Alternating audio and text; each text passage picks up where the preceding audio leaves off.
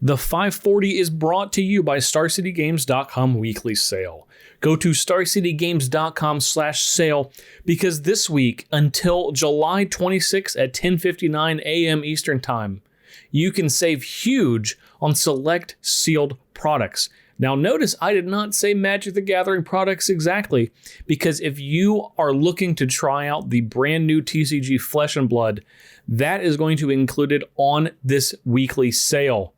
Monarch decks from Flesh and Blood, but of course, we're all here for Magic.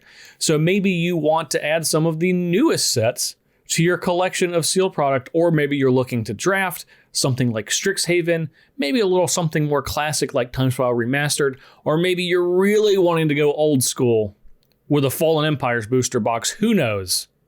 But there's huge savings over on StarCityGames.com/sale this week. Hurry while supplies last. The 540 is also brought to you by Coalesce Apparel and Design. If you want to get the coolest Magic t-shirts and hoodies and stickers, go to coalesceapparel.shop. And if you find something you like, use gift code SCG to save 10% off at checkout. That's coalesceapparel.shop. Nobody made what they wanted, so they made it themselves. What's up, everybody? Cedric Phillips here, stopping by real quick to let you know about one of Star City Games' newest podcasts, The Receivables, hosted by yours truly, alongside my partner in crime, of course, Patrick Sullivan, where the two of us discuss Magic sets, both past and present, from top to bottom. On every episode of The Receivables, you're going to hear us talk about the facts of a set, the mechanics of a set, the cycles of a set, the boring stuff, before we get into some crazy stories of when we were playing Magic during the times that the set was legal. We've got a ridiculous award show where we give out awards like the Char Rumbler Award for weirdest card in a set, the Oko Thief of Crowns Award for best card in the set, and a whole bunch more. Before we finally decide, hey, what card won the set and what letter grade should we give the set? It's a whole lot of fun. We're having a blast recording them. Hopefully you have the opportunity to listen to it and you enjoy it as much as we're enjoying recording them. Where can you find it? StarCityGames.com or wherever else you listen to your podcast. The Receivables every single week here at SCG.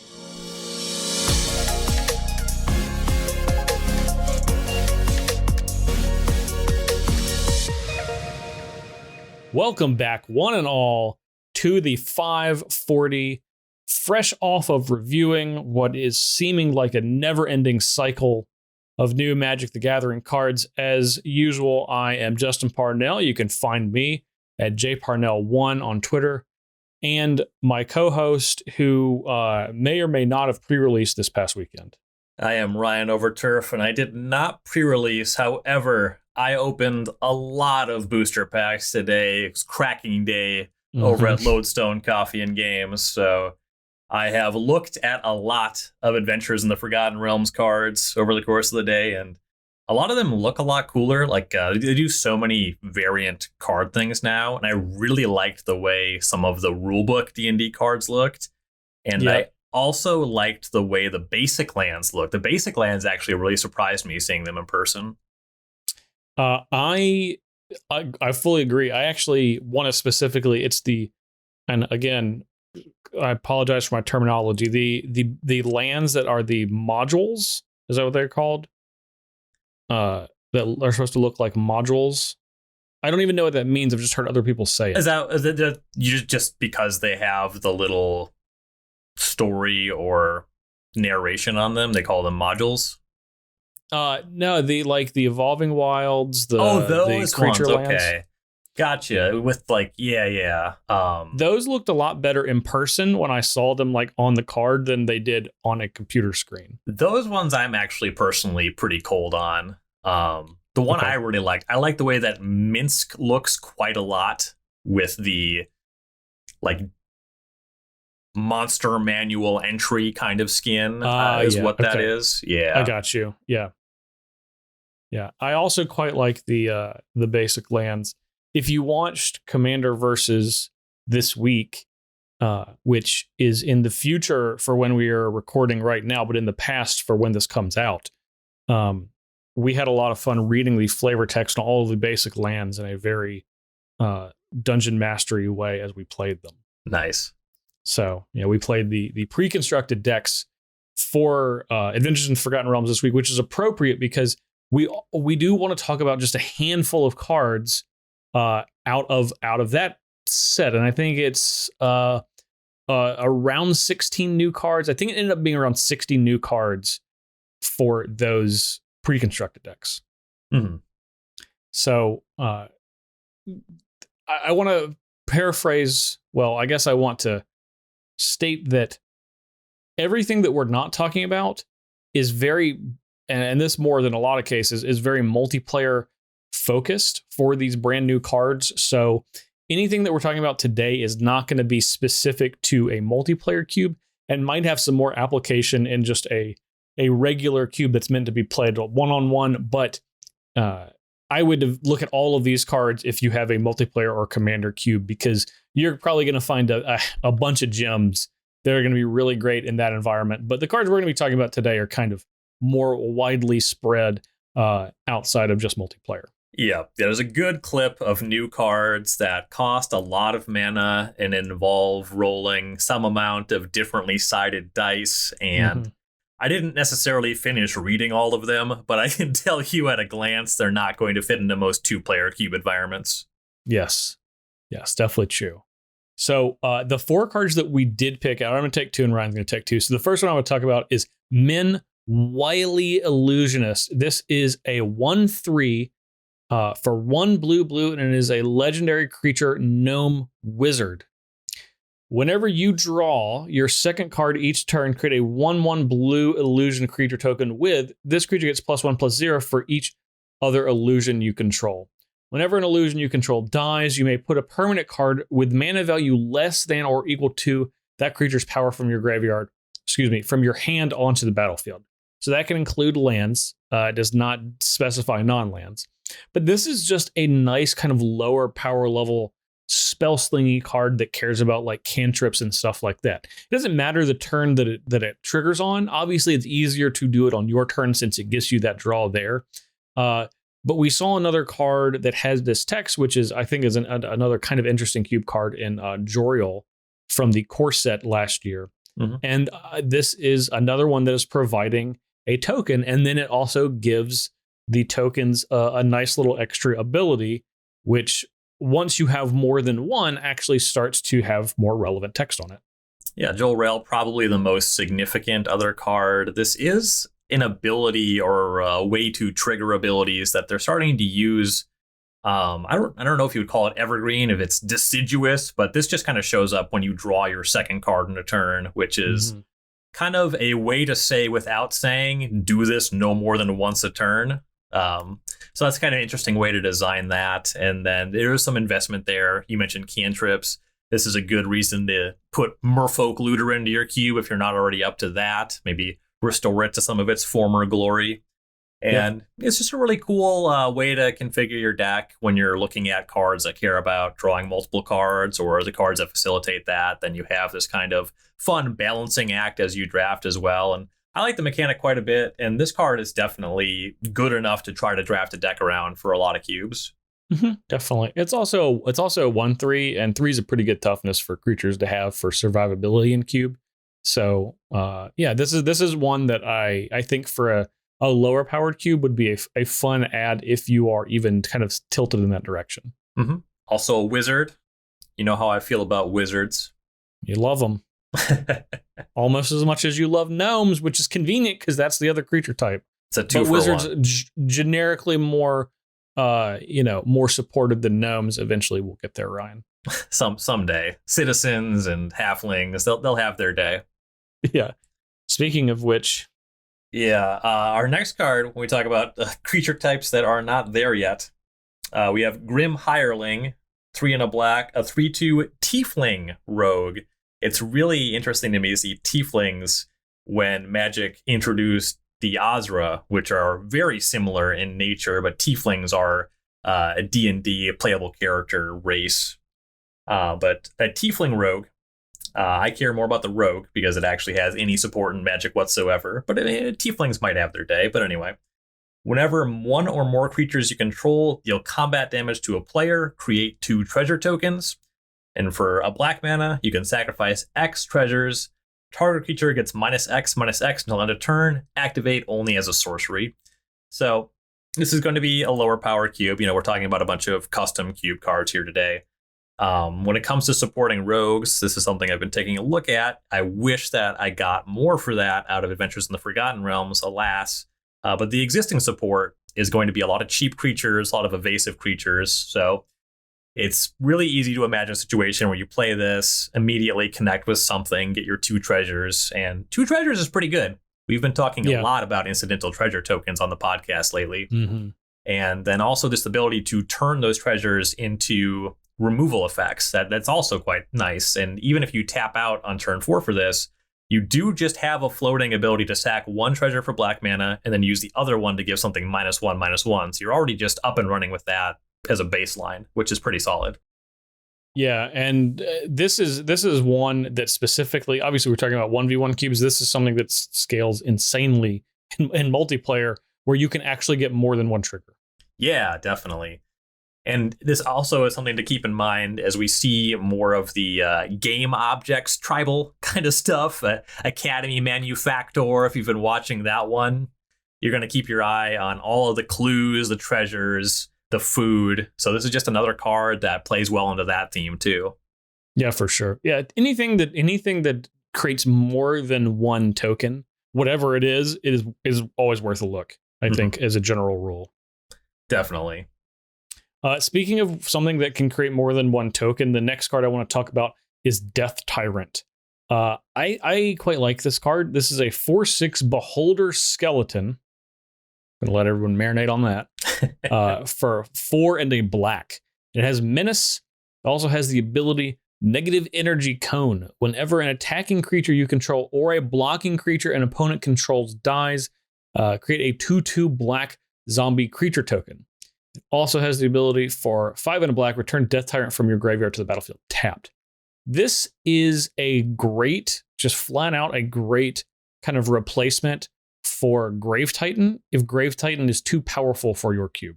And Grave Titan is reasonably powerful, so I imagine there are some cubes out there that would not want to include Grave Titan because it could just be an overwhelming battlefield presence. Mm-hmm. And this is really great because you do not have to necessarily have creatures going, because this is a 4/6 with Menace, so it encourages blocking.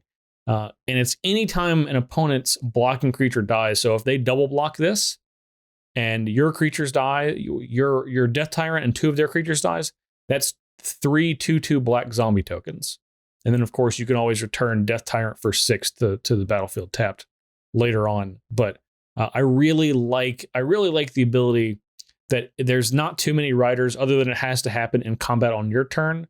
But even still, I think this is a cool card. Yeah, it's going to be for cubes that really try to lead the games where blocking happens. Like blocking is a meaningful game action, probably a cube that has a little bit less removal. But this card itself, also with that recursive ability, it's a little expensive, but it gives it some insulation against removal. So there's some pretty cool stuff going on there. I think that card is pretty cool. Yeah, for sure. All right, and then we have one more. It's going to be Hurl Through Hell, an instant for 2 black red. Exile target creature until end of your next turn. You may cast that card, and you may spend mana as though it were mana of any color to cast that spell. So you have a removal spell here, and then it sort of can turn into a control magic if you have the mana and the interest in doing that sort of thing, which is pretty nice. I think that this is mostly going to show up in multiplayer cubes, but it's also a fun swingy card. Like this, I could just see this being in a good amount of cubes, honestly. Like, yeah, the card's not going to be modern legal, but like a modern cube power level kind of thing I could see the card fitting into pretty well. Yeah, I mean, this is if you look at your cube and you're like Hostage Shaker is a reasonable card, then this is a reasonable card. I think that's a pretty fair analogy. Yeah, I buy that.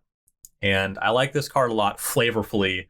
Hurl Through Hell, if you're not very deep into D&D or you haven't played this character class, you wouldn't necessarily know this, but it is a 14th level Warlock ability where once per long rest, I don't remember what the damage output is, but the flavor, you literally punch a creature and it goes through hell and comes back.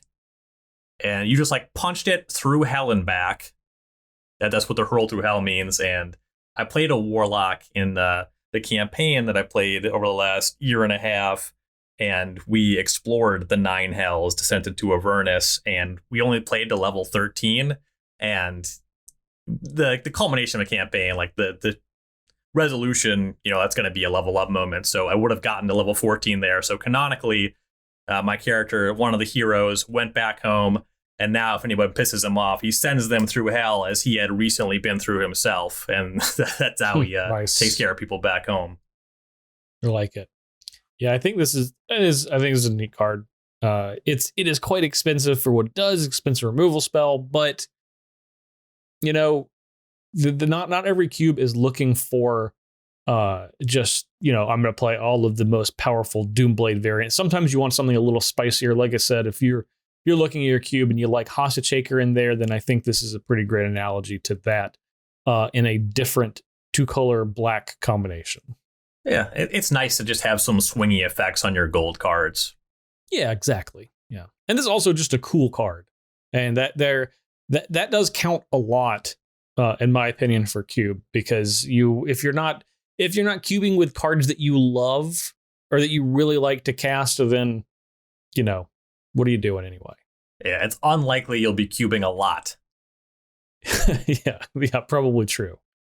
So, okay, I think those are the only 4 cards that we're going to talk about for the Adventures in the Forgotten Realms Commander set, which is, I think, just AFR Commander is the abbreviation. So anything else you want to touch on for any of those, Ryan? I mean, certainly if you have a Commander cube in general, if you're working on a lower powered cube and you don't mind picking up the cards from these decks, I think it's always good to just give the file a once over. I know that these are ones that I tend to miss. When it comes to cards that I don't know that exist, it's pretty commonly the case that they were released in a Commander product, but you do find some nice ones in there. Yeah, for sure. And this is going to become more and more frequent because from what I understand, they are going to be including Commander decks at around this clip with pretty much every set. And there's as many new cards in this Commander set as there were in the Strixhaven ones. So I imagine that is just going to continue. So like Ryan said, giving this a good once over pretty much every time it comes out is generally going to be a good idea because, there have been some hits along the way over the years that are hidden away in these Commander oriented sets. Yeah. Well, before you know it, there'll be vintage cube staples like Fractured Identity. Yeah, nothing on that level in this one, but they pop up now and again. Yeah. Yeah, but you'll miss them if you don't go and look. Exactly. Also, I want to call out, we finally have our new reprints of Mossfire Valley and Friends. If you are looking for one of the most frustrating land play experiences for your table. You might know. Are those cards worth money? No. Okay. Like I saw that and I was like, why the hell would they reprint those? That is insulting. So I assumed, and I didn't want to double check because I was going to be mad if they weren't worth money. But now I know, and now I am upset. Yeah, they were worth as much as a card that was printed in Odyssey that has never been reprinted is worth. So from that angle, they were not worth nothing, but they were not worth a meaningful amount. Other than the amount of times this card has been printed is completely negligible. And there's been a couple, like I actually think that 1 or 2 of them has been printed in a previous Commander set, but for the most part, I mean, they've seen one printing, and that has probably been enough. But people like to just play cards that are. I mean, it was just the power level of Adventures in the Forgotten Realms being really toned down, and then I saw those lands, and I was like, God, they want me to not like the D&D set. But I refuse. I like it anyway. I like it anyway. Great new arts. I think the arts on the arts on the new versions are quite good. are All right. quite good. And they're even better if you don't continue onto the text box. Yeah, just cut those off, use them to display on your cube box or something like that. Yeah, if you just stop at the art, people will be very impressed. So that's kind of what I would suggest doing. Yeah, but they look good, maybe not play good. Well, when I say maybe, I mean do not play good. So anyway, no need to continue to talk about this. Okay, Ryan, are you ready to move on to our main topic? Yeah, I'm about it. Let's do it to it. Excellent. So today, our actual topic of the show is going to be about finding your lane as a drafter. Obviously, when people are getting into a draft, whether it be playing a cube for the first time or maybe playing a cube you've played a lot before, finding your lane, finding what you are doing, the strategy that is hopefully going to lead to a winning deck is something important. So that's what we're going to be talking about today. We're going to take a short break, and when we come back, we're going to talk about right where it starts, opening that first pack. Have some extra cards laying around that you want to get rid of? Go to starcitygames.com/sell. It has never been easier to turn your cards into cash, or if you're looking to outfit your cube or commander deck with some new favorites, get a 30% trade-in bonus when you choose store credit. No matter what your collection looks like, we have a method for you. Want to see exactly what every card you have is worth? Check out our buy list. Don't have time for that? Stick it on a box. Send it to us, and we'll make you an offer with our ship and sell program. Or if you want a more personal touch, make your way to the Star City Game Center, Roanoke, Virginia, to sit down with a buyer, just like the old days. With the fastest turnaround time in the industry, get an offer in under 4 days when you go to starcitygames.com/sell. Selling has never been easier. Listen up, gamers. I have some huge news. If you haven't heard, the SCG Tour Online is back, and we're giving away cash prizes, tens of thousands of MTG Arena gems, MTG Arena Qualifier Weekend invitations, MTG Arena Championship invitations, and the big one, Star City Games Invitational invitations. You heard that right. The Invitational is back, and that's going to be at SCG-Con. SCG-Con is back, taking place Halloween weekend. That's October 29th through the 31st in the Star City. That's Roanoke, Virginia. And you can qualify for the Star City Games Invitational via the SCG Tour Online. Stay tuned for more details on that. Those will be coming soon. And for more information on the SCG Tour Online, head over to scgtouronline.starcitygames.com. Now back to the pod. So, of course, for every cube, the one constant thing is that one of the most exciting parts of playing a cube draft is opening the very first pack of that cube. I think that doesn't matter what kind of cube you're playing, how long you have drafted cube. This is not only one of the most fun things, but obviously one of the most critical things, because that is when the true decision making starts happening. Yeah, it's the big reveal. You know what you're working with at that point in time, and it's time to figure things out. A lot of people love talking about pack one, pick one.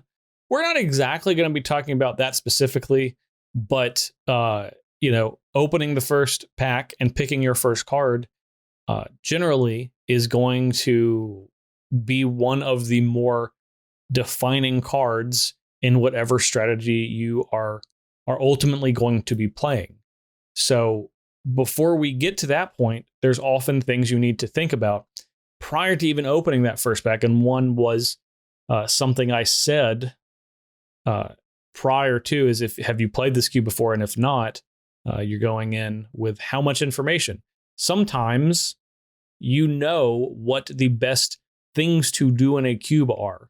You know the best colors, the best strategies, but sometimes you are going in blind. And sometimes you're going in fully blind, other than saying this is a cube where you're only going to play against one other person when we play, you might not know anything else about the cube when you open that first pack. Yeah, and there's a level of trust between cube designer, cube host, and the people drafting the cube, where unless there's a conversation about it, I know it's a newer cube, or I know that you don't care about balance or want the balance to be specifically imbalanced in a certain way. I have an expectation, and I think generally people will and should, that if there's a card in a pack there's a reason to draft it and play with it.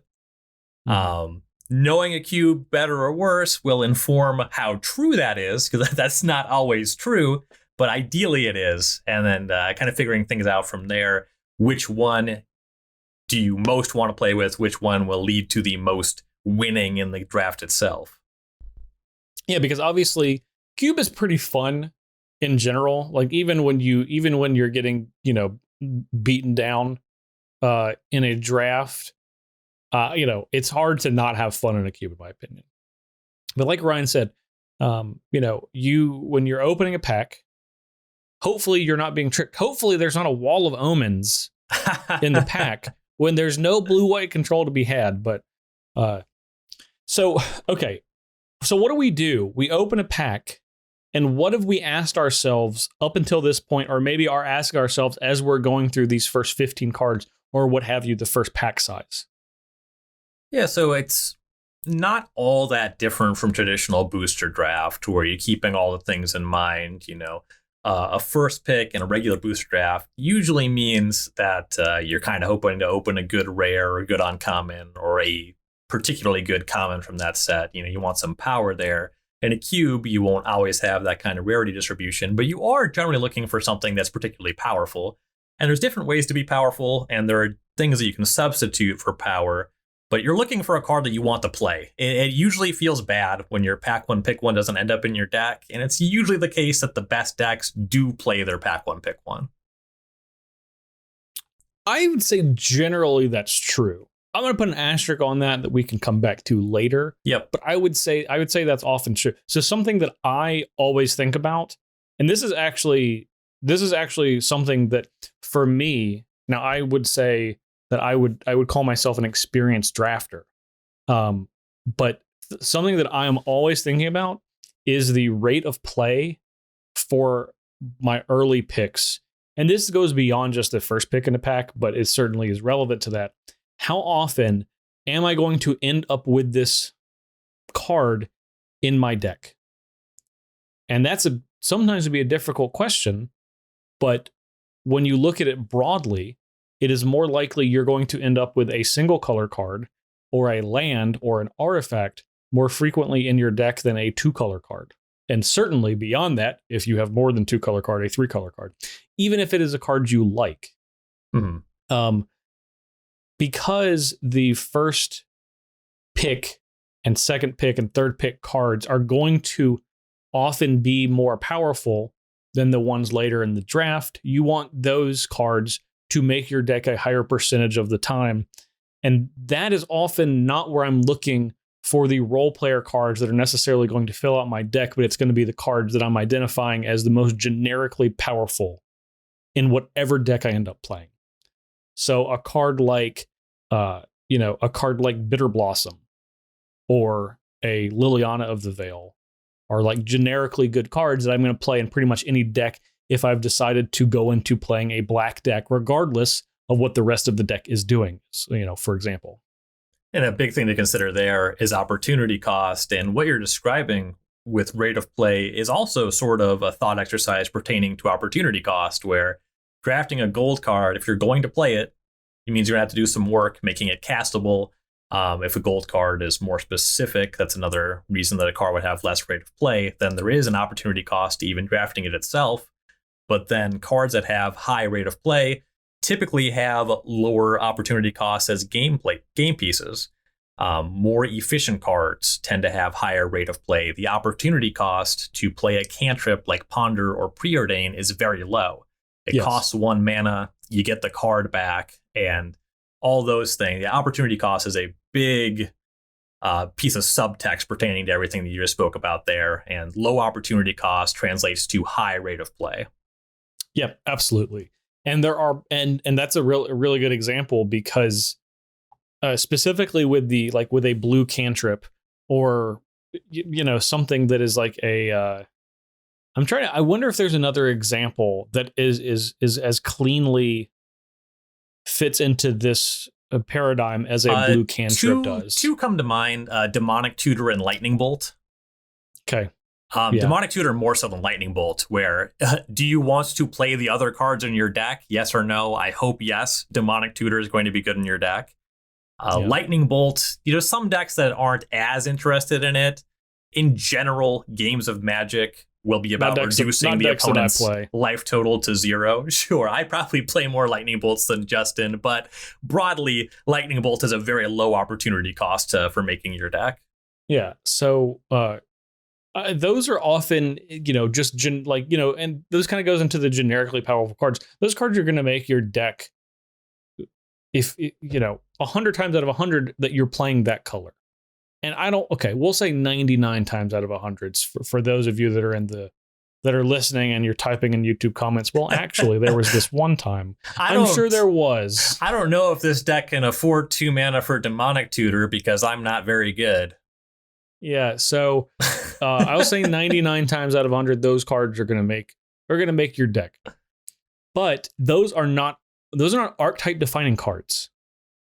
So where does that kind of leave you? Like, when you're faced with a decision, when you're faced with a generically powerful card like a Lightning Bolt or a Ponder or a Swords to Plowshares or a Demonic Tutor, versus something that is a little more archetype specific, how much more powerful does the archetype specific card have to be for you to want to go into that archetype? Here's a good example, because I'm going to use my favorite cube card of all time compared to these. Recurring Nightmare is my all-time favorite card to play and draft in a cube, but I would say that it requires more setup than something like a Lightning Bolt or even a Demonic Tutor does. So when faced with that decision, and Recurring Nightmare is a pretty powerful card. Obviously, I picked a powerful card to illustrate this, and you can kind of go and deviate from there. But where do you, when you're looking at a pack like that, if you've been gifted a pack with all of these cards in it, how do you identify it's time for me to go ahead at the beginning of the draft to jump in to an archetype specific card rather than taking a generically powerful card that's going to make your deck basically 100% of the time? And that's going to segue into another broad point I wanted to discuss here, just about knowing the most powerful cards in the cube, or just having a good base knowledge of the most powerful cards in Magic and what those cards have in common and the sort of effects that lead to those sorts of cards. But also, you start wondering about the context of the pack. There's going to be some unknown information with the other players' packs, but if I'm looking at Ponder versus Recurring Nightmare is a very powerful card. And if we're talking about a Legacy cube, it's likely going to be in the conversation for the most powerful cards in the cube. If we're talking about a Vintage cube, it is merely a very powerful card. And at that point, I'm looking for, okay, if I take Recurring Nightmare, is there a card that is likely to come back around in these 15? Well, is my ninth pick here going to be something that's very good in a Recurring Nightmare deck? If there's like 2 or 3 decent value creatures and some stuff that's going to pull other players, for example, that Ponder, someone's going to draft that Ponder, and I feel like I can get a good, like, Eternal Witness style card. I probably wouldn't hang my hat on wheeling like Deranged Hermit, but that's the sort of thing I'm looking for to get back in that pack to really say, okay, I think that I have the bones to start drafting Recurring Nightmare here. Okay. All right. So what if we take a step back in power level? What about a card like Wrenn and 6 that is 2 colors, powerful when it's supported, but is certainly, I would say, the opposite of generically powerful because it both is archetype specific. You're generally led to believe it's going to be somewhat archetype specific, and 2 colors. So there's going to be a couple considerations there. The next section we're going to do is about solidifying a deck and strategy. When it comes to a 2-color card that does a pretty specific thing, you probably want to have an idea of what a Wrenn and 6 deck in that cube looks like. You can draw pretty easy conclusions that you're going to want to value fetch lands more highly. If the cube has Strip Mine, you're going to be looking for Strip Mine. You'll value Wrenn and 6 more highly if you expect to play against 1 toughness creatures. or that extra point can matter in other ways. That's what's going to push you to look at Wrenn and 6. Mm-hmm. So it's going to be some external factors there, the environment, the sort of deck you're drafting, the sort of decks you expect to play against, the volume of cards that synergize. So specifically Wrenn and 6 is largely looking for cards other people want, fetch lands, strip mine. I think you should almost never bank on a fetch land coming back around. This is actually a good comparison to that recurring nightmare thing, where if I open Wrenn and 6 Wooded Foothills, I'm getting one at most. You are not getting both of those cards. Whereas with my recurring nightmare, I can plan on getting a value creature on the way back. So asking yourself what the deck looks like once you have that card, what cards you really want to support that specific card, and how much other people are likely to want those cards are all big factors. That's true. I think I'll take it even a step further. I think that there are cards that are, really deck or archetype specific cards like Wrenn and 6. And in the context of a draft, obviously someone has to open them with their first pack. Maybe it's not you. It could be you. But those are the type of cards that either go very early or will end up going very late. So it's kind of, you're doing this song and dance with the rest of your drafters, because in a lot of cases, if you take that Wooded Foothills over the Wrenn and 6, it's, in my opinion, it's going to be more likely you're going to have the Wrenn and 6 come back around you than the Wooded Foothills, as Ryan was alluding to. That's going to be the case with basically any fetch lands. I would also just state for the record, I think the 10 fetch lands are generally like among the 10 most draftable cards in any cube that they ever exist in. So they're kind of in a hollowed ground space as far as draftability and playability. As far as is this going to make my deck fetch lands? The answer is going to be pretty much yes all the time. Yep. So Wrenn and 6 is a card that's 1, 2 colors. 2 is pretty specific to what you need to have around it to function. But if you do have that, it's quite powerful. It's quite a powerful card.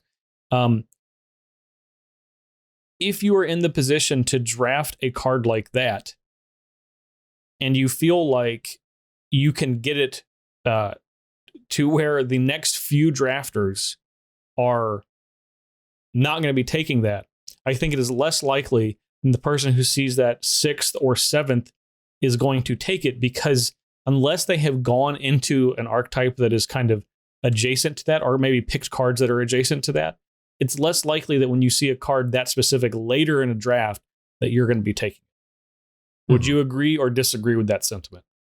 I would certainly agree with that. If we're talking about pack 1, pick 1, my experience has been that somebody at the table can convince themselves to take Wrenn and 6 before it comes back.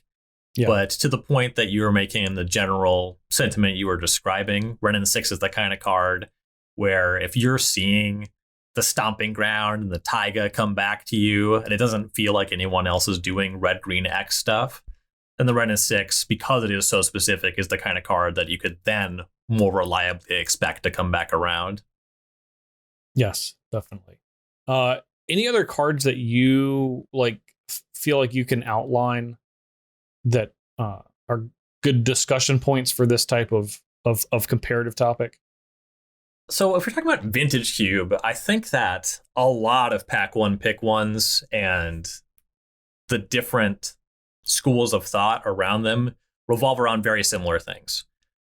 A card that I imagine we were going to talk about pretty inevitably today is Tinker, where Tinker is among the best cards of all time, but it's incredibly specific. So if you open it pack 1, pick 1, you have to commit a lot of slots in your deck, much like Wrenn and 6, where I was talking about what cards do you need to make this card work. Wrenn and 6 is like, okay, I want fetch lands, I want strip mine, or I want my opponent to have stuff that dies to 1 damage. With Tinker, you need cheap artifacts and you need expensive artifacts. And everybody else wants the cheap artifacts, and some of the other players want the expensive artifacts. So it's this position where pack 1, pick 1. If you want the Tinker, you got to take it, but you also might regret it. You have to know what you're getting in for when you pick that one. Whereas you're going to have some other cards. A great comparison there. We're talking about Vintage Cube and the best cards of all time, just with the rate of play thought in mind. Ancestral Recall is so much better as a pack one, pick one. And it's not just because it's a more powerful card than Tinker. And you can maybe try to make an argument that resolving Tinker should win the game more often than resolving Ancestral Recall. But Ancestral Recall is always going to make your deck, and it's always going to dramatically increase your win percentage by being in your deck. Yeah, I don't think it's difficult to say, hey, a piece of power is really good. but the point of rate of play is really significant because Tinker is in an extreme case. And even other cards that are like that. To a more realistic comparison, I think that you can make a really good argument to draft Ponder over Tinker pack one, pick one. I think you could make an excellent argument to that for the exact thing that you said, and I'm going to extrapolate on is there's a fail rate for a card like that. You could draft Tinker pack one, pick one, and you could not only have that card, well, you could have it make your deck, but you could spend the entire rest of the draft trying to make your pack one, pick one card work. And if you are not successful, it is going to derail probably the most of the rest of your draft. Mm-hmm. Where Ponder will do that 0 times. And yeah. I don't even think that it's possible for a Ponder to derail your draft unless you are, I don't know, you've decided to draft a lot of blue cards and then you get out of blue, but that's an entirely different topic. Yeah, I was going to say, I guess you could get cut on blue, but also just in high-powered cubes, you should be planning on playing at least 2 colors in your blue deck because other players are going to be drafting blue anyway. Yep. A really good example of this in real time is the discussion we had early on in the life of this show, which was actually Channel versus Blade Splicer. Channel is in the Tinker mode of, this is an incredibly powerful card, but the fail rate is high for this card working out in the context of your deck. Therefore, the rate of play could be potentially lower if that doesn't work out. Where Blade Splicer, the requirement is you can produce white mana, and the card will be good. Yeah, and that's an example from the mocks. Jan Moritz Merkel winning the thing with that draft strategy, pack one, pick one, Blade Splicer over Channel. And a lot of that was because he knew the cube and knew what he liked drafting in the cube. He liked drafting black-white decks, ideally some discard, some removal like Swords of Plowshares or Oblivion Ring style effects. And in the course of drafting those decks, Blade Splicer always makes your deck. And part of it was he'd never drafted a Channel deck before, but also just beyond that, there's some tension drafting Channel pack one, pick one. I like drafting green in Vintage Cube, and my green decks do not always look like Channel decks. I'm trying really hard to be like Gaia's Cradle, Green Sun Zenith, Craterhoof Behemoth. And if I draft a Channel, I'll try to make it work. But even when you have it, sometimes it just means you're mulliganing. You draw a Channel, and it's like, okay, well, everything else in my hand just has green pips. Like, you can just lose because you drew your broken card. That's true. I will say on the side of this, really for this entire discussion, it takes a card that I'm identifying as one of the most powerful cards in the cube for me to not pick one of the more boring base level high rate of play cards like a Lightning Bolt or a Ponder or a fetch land or a Demonic Tutor. And you can obviously create analogs for the type of cube that you're doing, but if you're even going down the power level, you know the cards that we're talking about, cards that everyone wants in their deck. I'm going to draft those more likely than I'm going to draft a Liliana of the Veil pack one, pick one, even though I love that card and it's generally a very good card. But it's difficult to shy away from the flexibility and the playability of these really base level cards. I will deviate from the Ponders and the Lightning Bolts for potentially 3 reasons. The first reason is what you said, just the very best cards. You know, if you have power in your pack, you draft the power, move on with your life. The next is if I'm very familiar and I like a specific archetype, I've written a decent amount about drafting mono white aggro in the Magic Online Vintage Cube because it just really puts up numbers. Almost to the point where like Mother of Rooms is a boring Ponder-esque card, except it only plays with the other white creatures with power and toughness. So it'll always make my deck because no one else is going to draft the mono white beatdown deck, but it does mean I am drafting that deck. Yeah. And then the last reason will be because I want to mess around. I want to explore the well of what is possible. And sometimes that means disaster. I'm deliberately choosing to set some play points on fire. Or maybe I'll learn something is the hope. I think, and that's a lot more fun in when you're doing an in-person draft that is not costing you dollars and cents, but also when you're doing it in a more social environment. I'm more likely in that scenario to just, wildly draft a card that I feel like is going to be high ceiling, low floor card as far as like making my deck, and just try to make that work. But that comes down to the experience of like what you are trying to experience in a cube draft.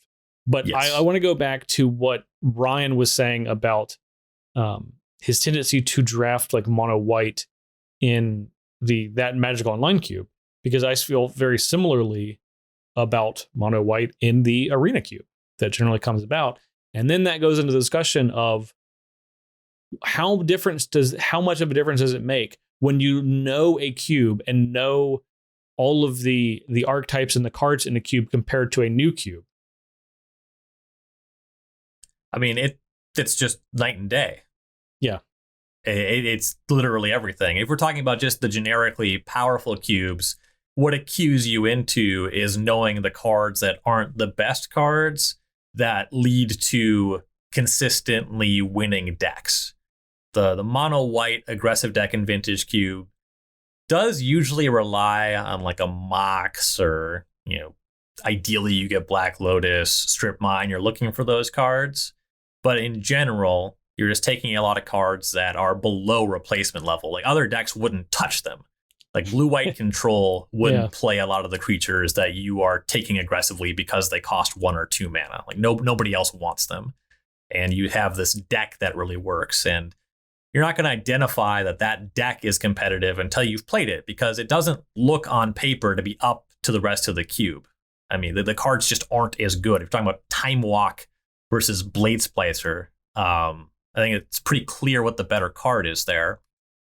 And you're right. I've never killed anyone with a Time Walk, and I've killed a lot of people with Blade Splicer. I've killed a lot of people with Time Walk, but anyway, that also comes into play in a big way in high synergy environments, where it's going to be less about the most powerful cards in the cube because everything exists to work with something else.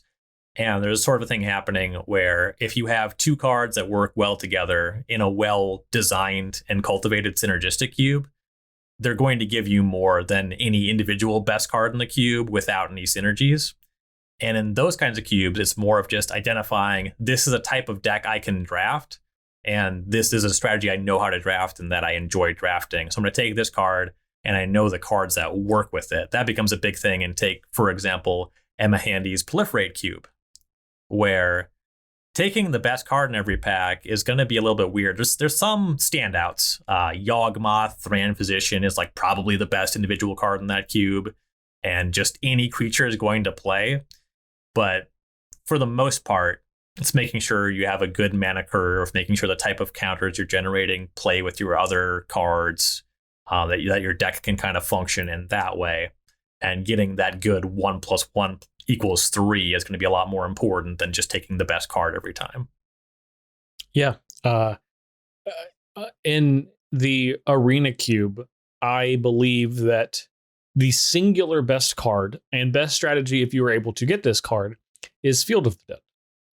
So early in the draft, I'm always looking at cards that can make the Field of the Dead deck better. And my mentality going in is, if I can get Field of the Dead early, or at least position myself into a deck that can greatly benefit from Field of the Dead, that is generally what I want to be doing. Mm-hmm. That makes something like Golos a very, very high pick, even though Golos is fine if you don't have Field of the Dead. But when you have that card, you have another card, a colorless card that lets you demonic tutor for the best card in the queue.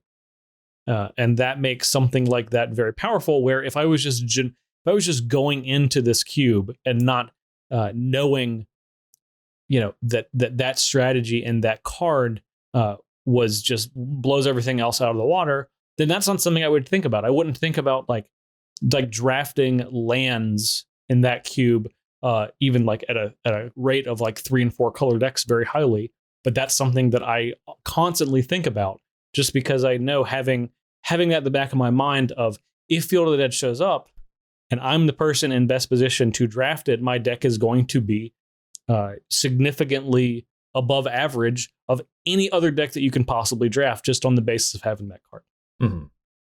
And then there's also just mana fixing lands that once you really know a cube, you start to understand that you should value more. I think that there's a lot of talk in Magic as it pertains to cube draft or even traditional limited about taking lands to stay open, where I think on the other end of things, there's some real value in taking lands to force color pairs and strategies.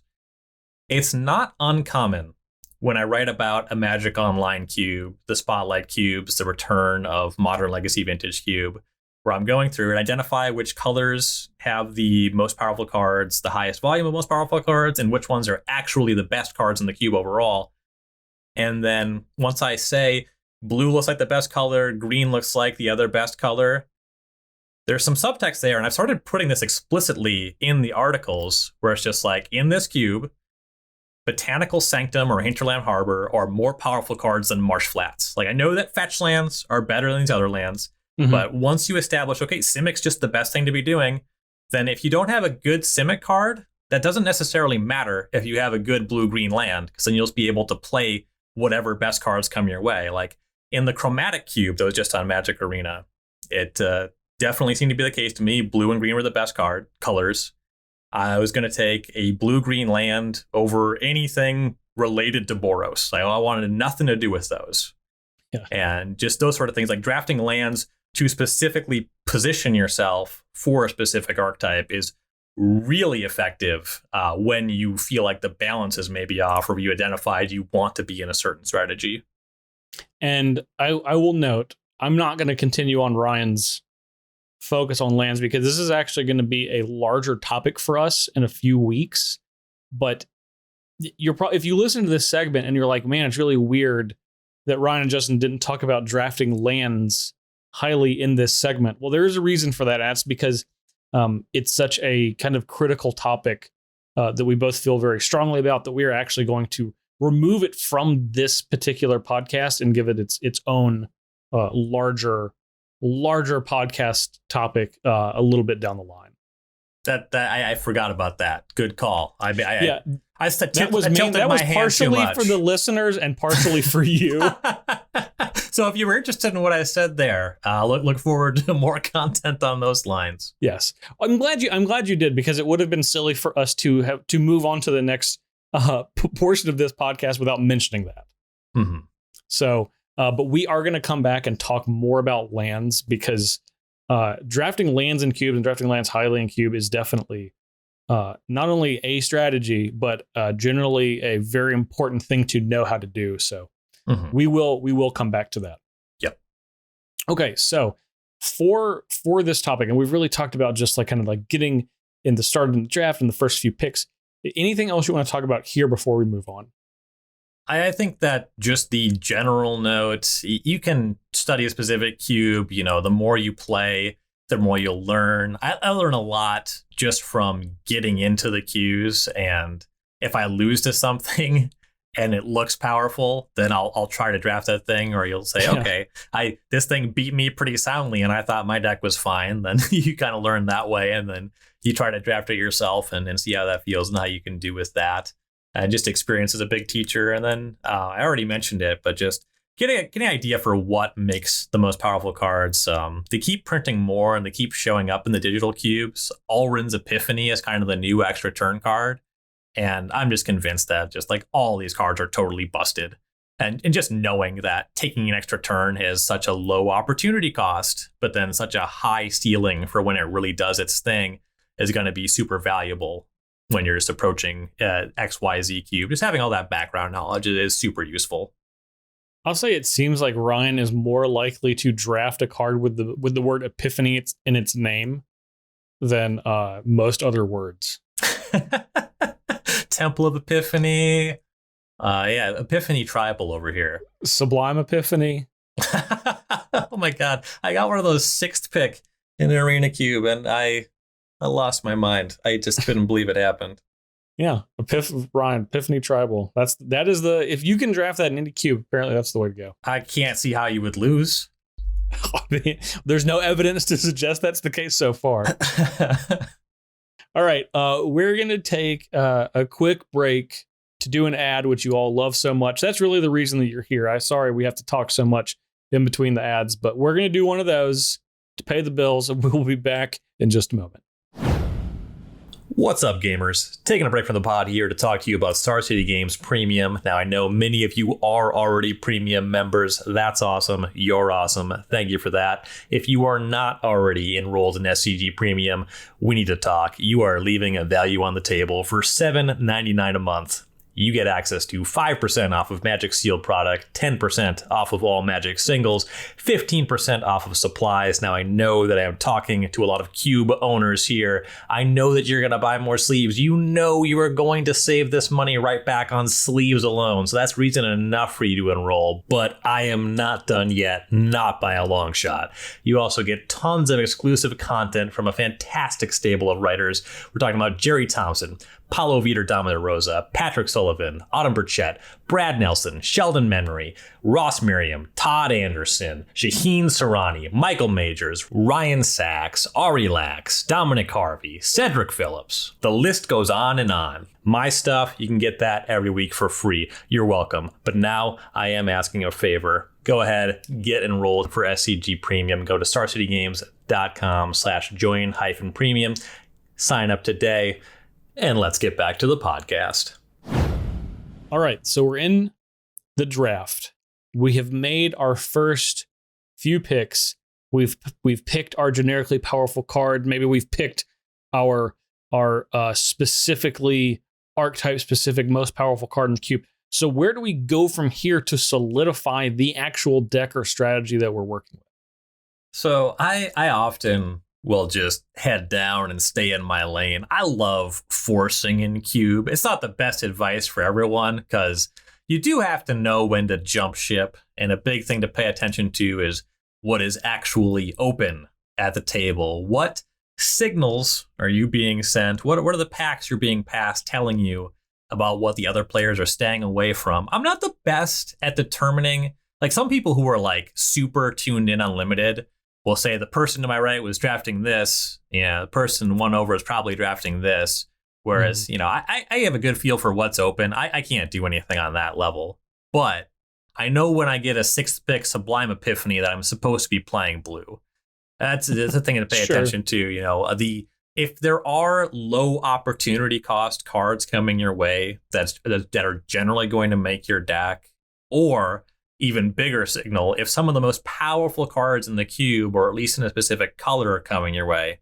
If you get like Swords to Plowshares 4th pick, that's one of the premier white cards in most cubes.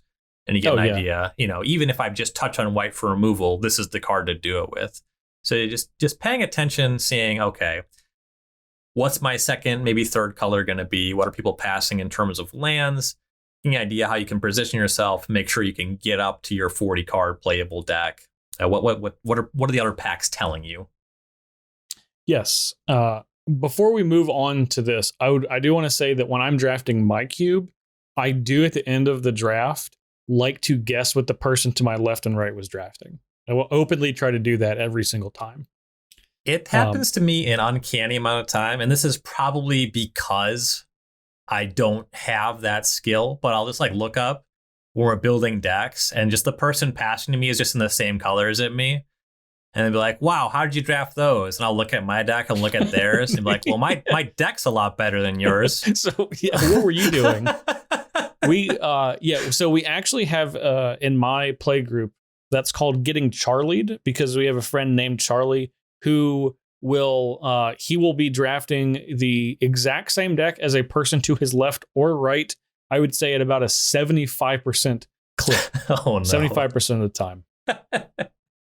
So whenever we sit down and play, Charlie's in the drafts, we know that someone is going to get Charlie. You just don't know if it's the person to the left or right. That's nice. Yeah. So Okay. I wanted to talk about that before, and I've now lost the train of thought of what you were talking about, the actual content. We're here to do. Talking about how to know what's open, what you're supposed to be drafting. Yes. And a big thing to pay attention to too is sometimes I talk about how I draft more monocolor decks than a lot of players that are known for cubing. And some of that is just looking at the pack. You know, if we're in the middle pack, pick 6, 7, 8, looking at what comes back around on the wheel after that.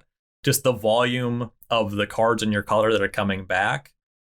I think it's very valuable to not have to care about your mana base, especially if you're in a color that is pip intensive and it has some very good cards. For example, Cryptic Command goes really late on the Magic Online cubes, and that card is bonkers. You can go from losing to winning with that card in a lot of spots. It just does so much. And it's difficult to cast. That's absolutely true. You either have to have a lot of lands in your 2 or hopefully not 3-color deck. It happens sometimes, though. Or you're like mono blue and you're playing Cryptic Command. And that's the kind of thing you want to pay attention to. Mono green with Fellows is another good example of that.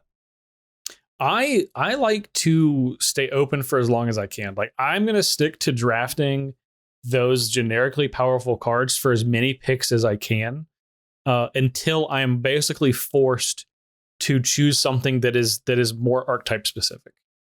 And that I will literally go as deep into the draft as I can with doing that. Like within a sphere of of 2.5 colors, you know.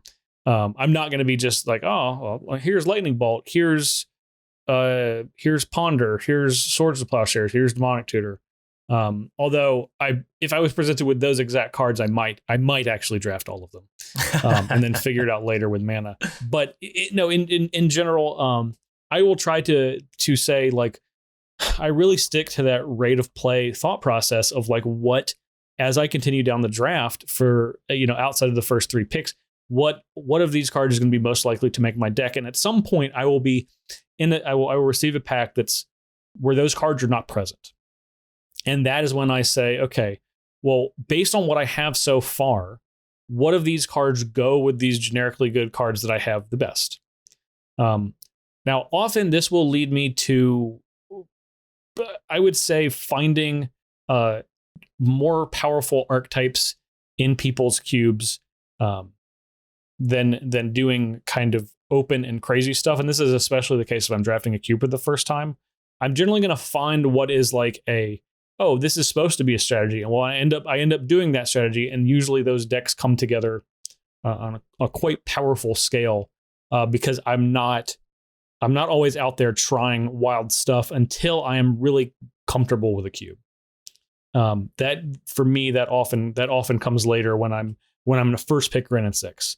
Until I'm comfortable with a cube, I'm generally never going to do that. So I definitely think that the broad advice and the strategy you're outlining, where you take the cards that have high rate of play and try to stay open until you see something that solidifies you or moves you in a direction, is a very good approach just to try to put up a 2-1. If things fall in the right way, a 3-0 or in a cube you never drafted. That's a really effective and safe way to draft. When I draft a friend's cube for the first time, I like to contribute to the designer/development aspect of the cube, and I just try to force something that either looks like they tried to support and might be fun and is like tough to do, and I know it's tough to do, or I try to force something that they probably don't want to be good. The 2 big examples there, I'll force mono red in a cube that clearly seems like it's not trying to support it. And then I'll be able to like say, okay, yeah, this was effective. The mono red deck sucked. Or I'll win all my matches and be like, okay, well, if you don't want this to be good, you should cut these cards and try to help out that way. Or the other one is just draft a bunch of lands, play 5-color best spells that I see, just to push the extremes of how good the mana fixing is relative to what they want. Now, I do that on a pretty regular basis also. But if it seems like someone else is doing that, then I will just not bother. I won't try to force it. But if it seems like I can get like fetch lands and dual lands in my first 5 picks, then I might just take fetch lands and dual lands from my first 5 picks. Mm-hmm. Now, this is not going to be necessarily helpful to listeners, but I want to know, how frequently is it that you are drafting a new cube for the first time where the cube owner has not talked to you about like things going on in your cube? Like, how often are you actually going in blind? Because that doesn't happen to me very often. And I imagine for people that make cube content, that's something that is, I would imagine, not frequent. I'm really happy to report that Tuberts have really taken off locally. And over the course of this week, I actually played Tuberts I had not played before of 3 different friends. And I got different amounts of information from each of them. It was kind of interesting where I played one and I knew the theme and I had looked at the list, but not really gone over it with a fine tooth comb. But it was a dragon Tubert, so a lot of it is just pretty surface level there. I played one that I just knew nothing about it outside of the fact that I know the person who made it and he's into really off the wall stuff. And never at any point drafting that cube did I have any idea what kinds of cards were going to be in the next pack. I concluded that I was never going to see a Ponder or a Dark Ritual, even though it was like a Storm deck and like combo decks happening, because it was clearly off the wall weird combo, but I said no idea what was going on. And that was actually kind of fun for me because that's just almost never fun. True for me. Yes. And then the last one was a graveyard theme cube where I asked my friend, what are the most powerful cards in the cube? Like what kind of thing? What's been your experience? And he said he thought Murderous Cut was the most powerful card in the cube, which I thought was kind of strange. And in the course of talking about different drafts and different decks, he mentioned that another of our friends in the last 4-player draft he did drafted a Jace Wielder of Mysteries deck that just like cleaned up with South Mill. But he made the note that usually didn't happen and that card usually went last. So of course, in our draft, I opened Jace Wielder of Mysteries, pack 1, pick 1, hard forced on it, and just demolished him. Yeah. Thanks for the info. Now I'm going to destroy you with it. Really long answer to question, but the short answer is I like to have a range. It's fun for me to do some, all, or no information. Those are all just different and fun experiences.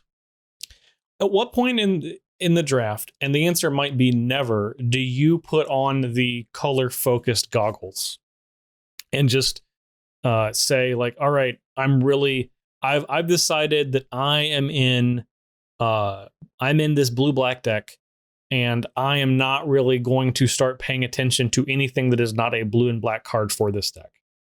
Because it sounds like you're someone that likes to focus on something and then just get in and not worry about trying to figure out if this is the exact lane you should be in, but just hit that lane hard so you're not missing anything. Once I identify the type of deck that I want to draft, and once I have an idea what my base colors are, I stop looking too closely. There's certain signals that'll make me look more or less into that. But basically, over the first half of pack 1, I'm trying to answer the question, okay, what is my deck doing? Once I know the answer, I zero in on the best cards or the highest rate of play cards for that strategy. But I always keep an ear to the ground on what kind of lands are being passed.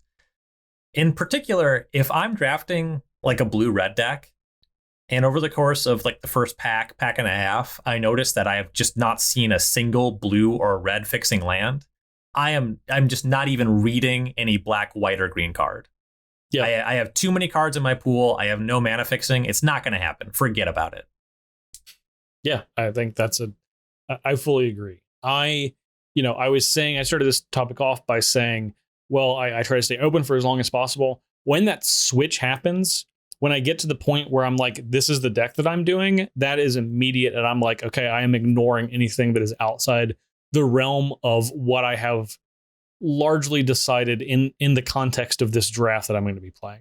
If I'm playing that blue-black deck, once I'm like, I'm playing the blue-black deck and this is going to be my strategy within that, I'm not looking at any of the cards that don't even fit this. And they're generally not considerations for me. Mm-hmm. Yeah, and just what lands are coming back around, it informs that in a big way for me. Yeah, I think that is a very good thing for everyone at pretty much any type of cube to look at, is what mana fixing is available. Because those are cards that are going to get played. When we're talking about rate of play, those are cards that have, I'd say, a higher rate of play than just about anything else, because they don't take up spell slots in your deck. So if you see we'll even say for a lower power cube, a Simic Guildgate come around late, you know that blue and green is no one has picked up on that deck quite yet. And that is often a very, very good signal that maybe if you're in one of those colors to transition into that other thing, which brings me to my next topic.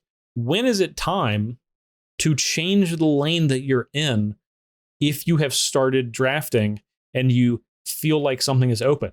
What causes you to do that, and when is it possible to do that? When is it too early? When is it too late? I think in the range of picks 4, 5, and 6, at that point, you should already have a good idea of what you're looking for. And depending what you've drafted, if you've only drafted like mana rocks and lands and maybe a card filtering spell, your deck will allow you to stay open. And in that regard, you're still just looking for what you're actually drafting. So you don't have a ship to abandon at that point. Yeah. But if you started on Tinker and you notice pick 4 or 5 that there's just no blue cards or artifacts, that's a really bad sign, because you are not deep into the first pack and your deck is very specific if it's going to make Tinker work. So you are really gambling on a lot of miracles coming down the pipeline later. So when the colors and the support cards are drying up, or you see some sign that just says, okay, this is really good. For example, if you're drafting, maybe you have like a weird mana rock. I don't know. For some reason, you have a Celestia Signet or whatever. Like it was a weaker pack. And then pick 4 or 5, you see just like this really good aggressive card. That's actually really important if you notice that people are passing aggressive cards, because the aggressive decks get there on volume. Really important to know that you'll be able to get creatures with power and toughness late, especially if you're seeing premier ones, if you're seeing cheap ones. Pivoting into mono white aggro, knowing when to do that in Vintage Cube is actually a really important element of drafting that strategy, because I will often try to take something like a Ponder or even like a Charta Course just to try to be blue early. But then pick 4 rolls around and it's like, oh, this pack just has Mother of Runes and Legis Landing. I bet I could get them both, and there's no blue cards here anymore. You got to pay attention to things like that. Again, what signals are people sending you? And then the really big test is usually that pack 1, pick 9. Hopefully you were trying to wheel something, and hopefully it's there. When you're looking at that, and it's really important to say what came back, what didn't. That's going to tell you a lot about what's going to happen for the next 2 packs. Definitely. Yeah, I think that the second half of the first pack is when you can get generally the most information, because something that is often difficult for drafters to do is to abandon your strategy. A lot of people will, when they get their first 3 picks, they're going to play that and they're going to draft that strategy, no matter if the cards they're seeing in the pack suggest they should continue to do so or not. And as a drafter, you can take advantage of that.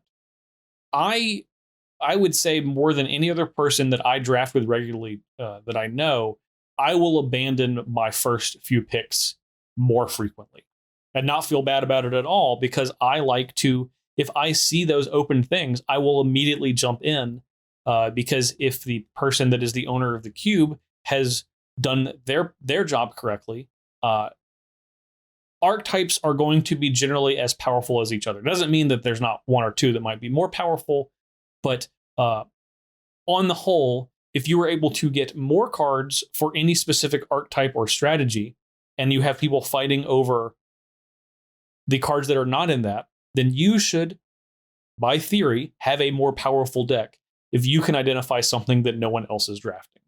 Mm-hmm. I don't think that there is a time that it is too soon to do that. I have abandoned first picks as early as the second pick. I have abandoned first picks and strategies as early as midway through pack 2, although that generally comes with the caveat of I'm probably not playing a single color deck. It's probably a 2-color deck. Maybe I have some fixing to help me along the way, but if you are familiar with the cube, and this is really difficult if you're not, but if you're familiar with the cube, you know what the more powerful cards are. And if you see them come late, that means that if those more powerful cards are coming late, then the cards that are the next tier down are likely not going to be picked as well. And you should be able to clean up all of those cards. Mm-hmm. Again, it is very difficult for any person. And this is, I would say that while this is certainly a skill level thing, this is just from a mentality perspective. It's very difficult for people to abandon those first few picks, especially in a cube draft, because it means you're not going to be playing cool cards. Like, it's not just like some regular limited environment where you don't necessarily have a emotional connection to the cards. In a cube, that is often going to be the case because it's some of the most powerful cards in Magic, no matter what type of cube you are drafting. So I have found that people do that less frequently in cube than they do in other draft formats. And if you are willing to not be like that, you can take advantage of most of the rest of the table. Yeah, and another note on that line, not all packs are created equal. Not all pack one pick ones are created equal. Yes. It is often the case that the card you first picked is much worse than the card that you could second pick. Yeah. Or later, even in some cases. Yeah. I've definitely got a pack in fourth pick, and I'm like, whoever opened this pack, the fourth best card in this pack is better than all of the top 10 cards in the pack that I opened. Mm-hmm. And sometimes, the card I first picked was fine. I got past the second pick or maybe even the card I first picked was good, but the card I second picked just eclipses it. And it also comes with something that looks like it's going to come back from that pack. Like pack one, pick two is not that materially different from pack one, pick one. And you also just have that extra bit of information. Like the person on your right passed you this. It's not unreasonable that at least in terms of pack three, pick two, they're going to send you something of this nature then too. Like you're getting a little bit of information, and maybe their pack was better than yours anyway. So keep your eye on that. And it's also important to think about, especially if you're taking a card with a high rate of play, picking a card with a high rate of play, pack one, pick two, that maybe can play with your pack one, pick one, or maybe your pack one, pick one is something that you don't necessarily want to get married to. Maybe you like pack one, pick one Goblin Guide out of a weak pack, and you don't really like the red aggressive deck, but it was clearly the option for that pack. Like there's some other red aggressive card, like maybe there's 2 red 1-drops and you can bet on getting one back. And then the person on your right just passes you Ponder. It's not unrealistic that you play a Ponder Goblin Guide deck. I've trophied with a Ponder Goblin Guide deck. Like they're a little bit awkward, but card selection can just help you cross the finish line in your aggro deck, especially if it's a burn deck. That's super reasonable. And then you also are going to look at pack one, pick three, and if there's another good blue guard, maybe just throw the Goblin Guide in the garbage. Who needs it? I was going to make a joke somewhere in there around we're all very surprised that Ryan is advocating for a Ponder Goblin Guide. So, for you Is It mages out there. But I have to represent my people. I'm not disputing it. I'm on board. I would absolutely play both of those cards in the deck if I could reasonably cast them. Happy to do it. I have no problem with that in either direction, really. Yep. If I feel like I am trying to reduce my opponent's life total to 0 in any reasonable amount of time, even if it's not the rest of my deck doesn't necessarily support Goblin Guide, I still might be in. Anyway, I will say that something that you mentioned of getting past those cards early, it is, you have to take that in context of the other direction too. Just because you are getting past a third pick Ponder, that doesn't mean that the 2 people before you both picked blue cards. With a cube, unlike a regular draft environment, you could end up in a situation where the cards are very heavily slanted in one color direction for a singular pack. And sometimes all of the most powerful cards are in the same pack. And that is often really unfortunate because it's going to send wacky signals. And that's how you get Charlied. And you don't want to get Charlied, but it can definitely happen like that. And that's generally how it works. Oh, you first picked, you're third picking a Ponder. Well, maybe the people ahead of you first picked a Jace the Mind Sculptor and a Treachery. And Ponder was, to them, the third best card in that pack. Whether it's the first best card to you in that pack or not is irrelevant because you have cards that are all first pickable.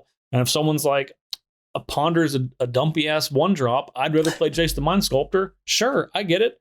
But that's going to be very confusing, and it can be potentially dangerous if you go in to making that switch, to abandoning your first couple of picks because you're like, man, this is a late Ponder, because then you might get fooled in the rest of your first pack and might have to switch back and might be missing some stuff along the way.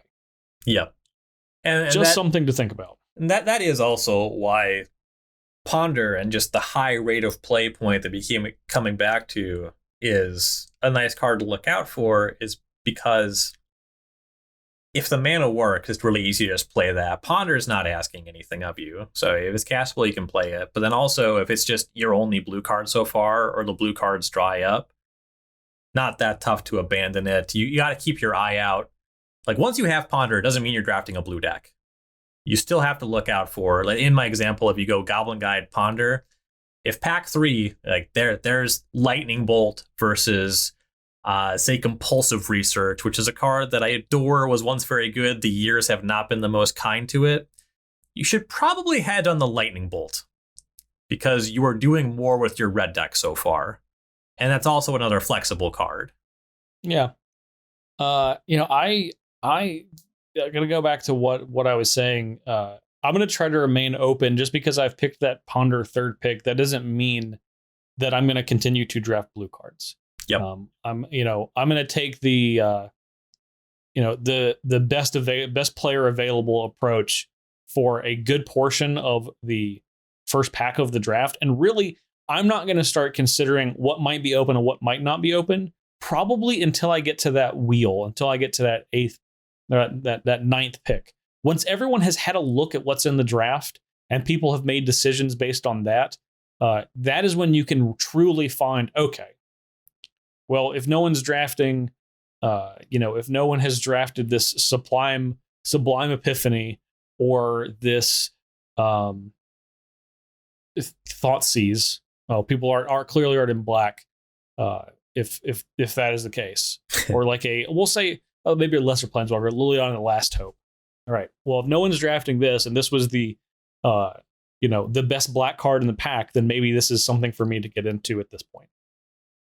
So that is generally when I'm looking to say, okay, what is open, what is not open, because I'm happy to again make that switch into the second pack, because that's when you get a full look, especially if you remember what was in your first pack, a full look at what everyone's thought process was for the first kind of round of drafting. Mm-hmm. As it were. You also get some really good insights if there were some very specific things that don't come back. Like if you opened up Thalia and your intention is to stay open, you're not going to first pick the Thalia. And when that Thalia doesn't come back and you're probably paying attention to some other white cards in some other packs, you can say, all right, at least one person is picking these cards. That's one more card in each pack I can mark down. Like, okay, this pack has a good white aggressive creature. That's one more card that's guaranteed to get picked up before this pack comes back around. I am a little bit more likely to wheel what I want.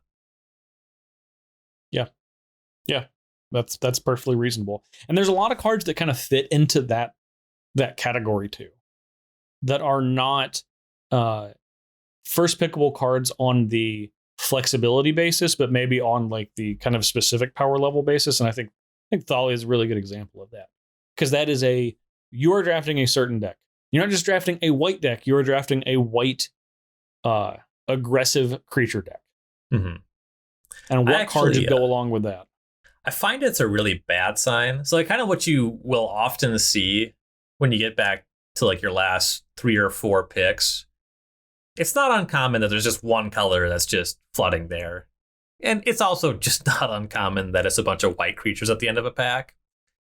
And then if that's the case, you can draft those, and then maybe for some reason, because you got enough white creatures with power and toughness, you have had that as an option because that's all that was in the pack, and you can look into moving in on that if it looks like the way to go in pack 2. But it's actually really bad when the last 4 or 5 picks, the packs are just really scattered across colors. Yeah. Because that suggests that the other drafters don't know what they're doing, and they'll just like move in on any time on the card that you want. Yeah. Well, or I mean, maybe that doesn't necessarily mean not know what they're doing. Maybe people could be mindful of the same things, where people are just picking the best cards available. And often when that is the case, you're going to have maybe a wider array of colors at the end of the pack. I don't know. And when I said don't know what they're doing, I meant like they have not solidified the deck they're trying to draft yet. Yes. Not that they're drafting poorly, but that like, you know, they don't know exactly what they're drafting yet. You are going to need to open the specific good thing because it's not getting past you in this kind of draft. Yes, you're not gonna get your wheels on. Okay, and when you get around to the next couple of packs, we've talked a lot about like the first pack, but honestly, I don't treat the second and third pack as differently as most people. Like I said, I am more likely to be open than a lot of other people that I draft with. I'm happy to abandon strategies if I can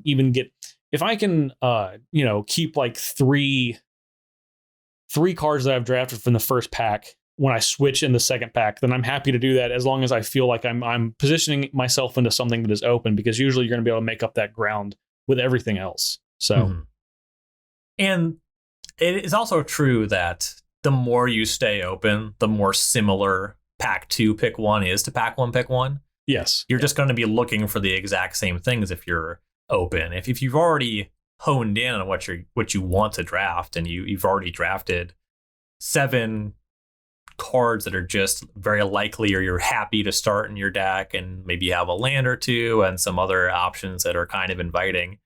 You know, pack 2 pick 1, you're not going to be looking at anything antithetical to that. So how open you stay is going to directly impact the way you treat pack 2 pick 1. Is it either I'm reinforcing what happened in pack 1, or when it comes to the strategy you're outlining that really highly values staying open, pack 2 pick 1 is where you're really looking like, okay, I don't actually have that many more looks at the good card. Yes. You know, hopefully I'm opening at pack 2 pick 1 or past it not that long thereafter, but you're still kind of doing the same thing as pack 1 pick 1. And then things, they might get rocky if you don't see it by pack 2 pick 3. But for the most part, you're kind of just doing the same thing. Yeah, the point of staying open is because when you get to the point when you are going to laser focus on something, that you can kind of hit that lane hard and not have to work as hard to get the connective tissue of your deck, because those are likely cards you've already drafted. Yeah, you'll have just a good clip of role players, some card selections, some interactive spells, some mana fixing. So, okay. Any other thoughts or strategies to talk about for kind of solidifying your deck as you get into the draft? So, something that I want to say, and you might agree or disagree with this, I think, especially because we do kind of fall on opposite ends of the spectrum here. I like forcing more than a lot of people. And the thing about forcing is, if you're not careful, you are more likely to have a non-functional deck. But if you open well and you force well, that's how you end up with the best deck at the table. Like, that's where you get the best deck you ever drafted. Whereas the staying open approach is going to give you a lot of 2/1s, and it's going to give you like no 0-3s. If you stay open effectively, you should be winning just like a really good clip of your matches, and you'll get the 3-0 sometimes. You'll generally have like top half of decks at the table, but you'll rarely have the best deck at the table. I'm not 100% sure that I agree with that, but I think if you did that 100 times, you're not going to have the best deck half of the time, but I think that you're going to have the best winning percentage 100% of the time. Over 100 drafts, not over the course of everything altogether. Over the course of everything altogether. If you did that 100 times, you might not have the best deck, but you might not even have the best deck 40% of the time. But I think you're going to have the best winning percentage almost certainly. Mm-hmm. Yeah, I do agree that I think over a large sample, you are going to win more than the other strategy. I personally really like chasing the best deck I ever drafted. That's something that is a huge curiosity and entertaining point for me. No, I get that. Those are the type of decks that you're like, I wish I could continue playing this deck against any future cube decks. Like, I just want to bronze this one and just pull it out whenever I have another good deck and just test these against each other. But that is kind of the magic of cube draft. I agree. Once you have drafted a deck that you're like, this is just a fucking masterpiece. That is a high that is almost inescapable, and really is the thing that like gets people hooked into cubing as a conscious Magic choice of how you want to interact with Magic cards going forward. Mm-hmm. Yeah, where it's just like, I wasn't playing the same game as the other people this time. That's just like the best feeling. Yeah. The last time that I cubed, I was able to get a deck like that, and I was like, oh my gosh, this is just intoxicating. Just slaughtering everyone around me. Yeah, that's your reanimator deck. Yeah, that was filthy. Yeah, it was filthy. Almost got reduced to under 10 life one game. So that was a close one. Yeah, but that is that's the reason that you're doing it. Really, like all of the stuff that I said, I think that is. Ryan's point is very good. Like, that's going to give you a high win percentage. But it's, at some point, what I'm suggesting is very kind of risk averse. And once you get more comfortable in just cube drafting in general, you will start to take more risks. And that is, in my opinion, kind of when it becomes like the most fun that it can be. And it's not to say that I don't do that, because I do that frequently. But as far as like the mechanics of like, here's what you should do if you're learning to do this, I do think that what I've suggested is a pretty good path to follow. Yeah, I definitely agree, especially if you're just trying to find your footing, like you said, figuring things out.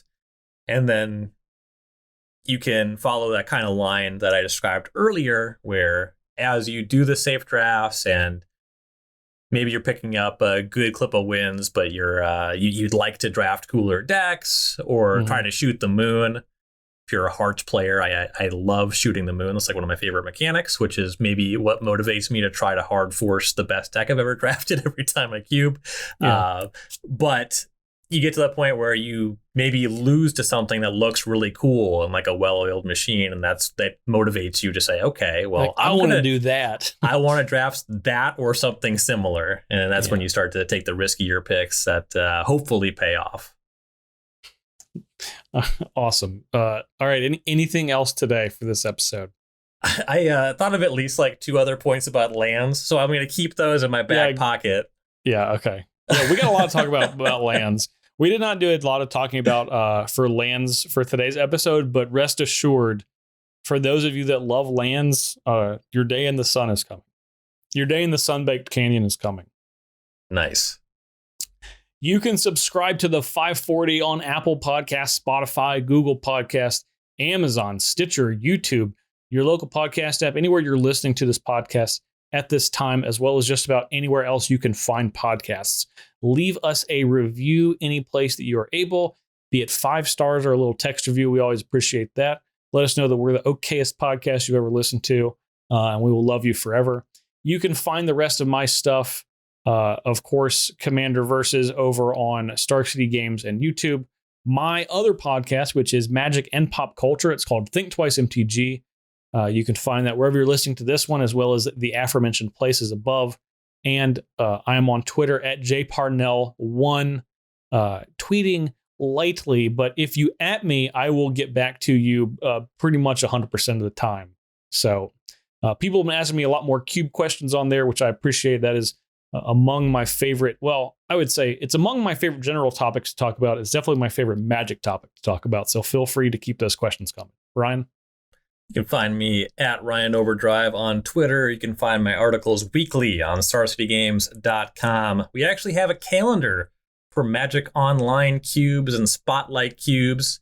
You may have already seen my article this week on the return of Vintage Cube for 2 weeks. If you haven't, you can check that out. 2 weeks of Vintage Cube followed by, I believe, 3 one-week runs of different Spotlight cubes, and I'll have the breakdown on all of those as well. There's a week in between. I got to figure out what I'm doing. I've been writing and working a lot on Tuberts, the 2-player cube draft for 180 card cubes, 2 to 4 players actually. And that's my favorite Magic topic. If you're interested in anything on those, definitely at me on Twitter. If you tried them and loved them, tell me that too. I eat that up. That's really gratifying. I said earlier in the pod how I've played a few different friends, new Tuberts, and that really warms my cold black heart. But that's where you can find me at Ryan Overdrive on Twitter and articles on StarCityGames.com. I might be atting you soon after I finish the projects, the cube related projects that I'm working on. You have, I think I've heard you say the word Tubert enough to where I just gonna have to find out for myself. So it just gets in your brain space. It is exactly where it is. So yeah, I'm gonna be going down that road here shortly. But, all right. Well, you know where to find me. I certainly do. And I hopefully you all know where to find us. We're going to be talking about more draft related stuff for the next couple of weeks. So check back then. Thanks for listening to 540. We'll catch you next time.